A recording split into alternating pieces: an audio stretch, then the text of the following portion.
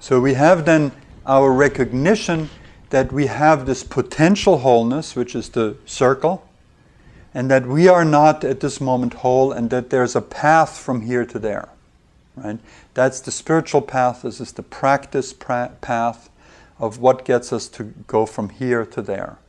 And again, it is not so much a path of adding something, because that wholeness is already always latent present in us. It's already the state of the innermost heart. So it's a process of freeing ourselves from what we don't need. And these things that we don't need, there are three basic things here. And one of them is desire or wanting. Wanting. Always more. It's not enough. Right? The opposite of that is not wanting, rejecting. This movement, with everything that we want and reject. And those two create a third force, and that is ignorance of what we truly are. Ignorance of the wholeness and the perfection of this moment. You see, wanting and not wanting is always about past and future. I want something I don't have. I don't want this that I'd have. Right? Or the mind goes into the past of how wonderful and how terrible it was. Or it goes into the future of what you're going to do and how good it's going to be or how scary it is. Anything but here. And here in the now, we can experience a state of completion at any moment. Because even if you're in some kind of a unpleasant situation, come into the now. Can you just handle that? And when I say now, I don't mean like now, here it is, and it really is not nice, and I really don't want to be here. Bang, we're already not in the now, right?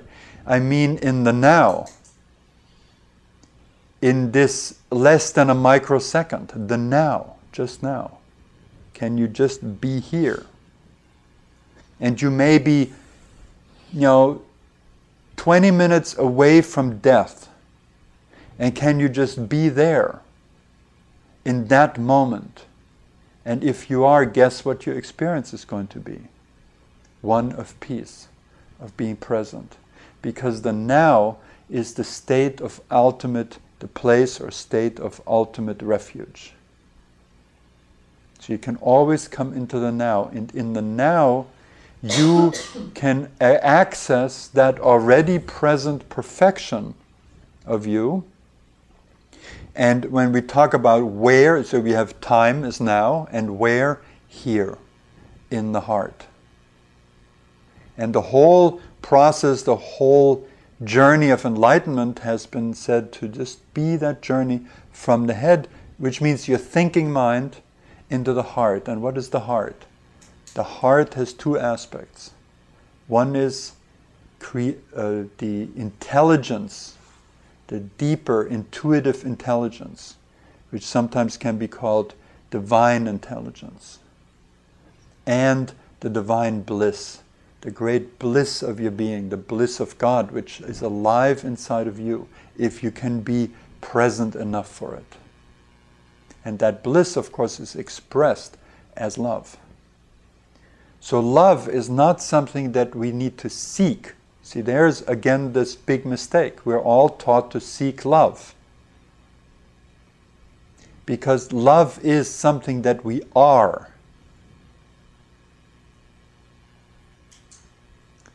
Can you be what you are, and you will be love?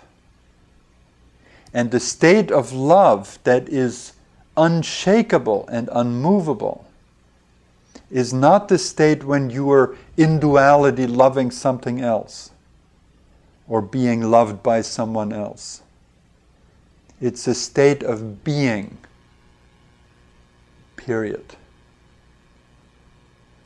That consciousness that is completely present, the heart that is completely open, that needs nothing or no one, is completely fulfilled, and therefore can love out of a fullness that is beyond description. because you have that love in you. You are that love. You don't need something from somebody else. You don't love so you get something back. Here, take this, and that's a miserly bargain. That has nothing to do with unconditional love. I love you if you pay attention to me. I love you if you give me security. That's not love. The love that you want, the security that you crave, the pleasure, the closeness, all these things that we want from love will come to us if we find that place where we are love, where we are capable and absolutely capable of being love, being fulfilled inside of ourselves. And that, of course, comes from finding self-love, from drinking from that inner source, from letting it flow into every part of you, especially the parts of you that need help, the parts of you that suffer, the places where there's pain. Those places in you need the most attention. And what have we done with them? We've run away from them. We've buried them. We've tried to get rid of them whichever way we could. So we have treated ourselves very brutally, very much in a way that could never give us what we sought. Okay? Go ahead. I'm just trying to go over this equation that you always say, but I always ask myself why. The desire plus aversion creates ignorance of who we truly are. This means that if we desire something, we don't know who we truly are, or if we don't want something, we don't know who we truly are. What is the relationship of those two to create a confusion? Well, we can also, I said it this way, that if you want something, if you reject something, you're in this mode of not being settled in your being. That is the state of ignorance of who we are. We can also say in the same way that ignorance of who we are creates wanting and rejecting. So if I don't know the self needs nothing. It is completely fulfilled in itself. Then the thought comes, I need something to be whole. I need some material things. I need a partner. I need attention. I need fame. I need pleasure, and so on and so forth. And what happens with that is we don't give it to us in the now. So when we remove the ignorance and we come into the now, into the heart, what do we need? Everything is provided. You are fulfilled within yourself, and there's also people that you can interact with. How wonderful.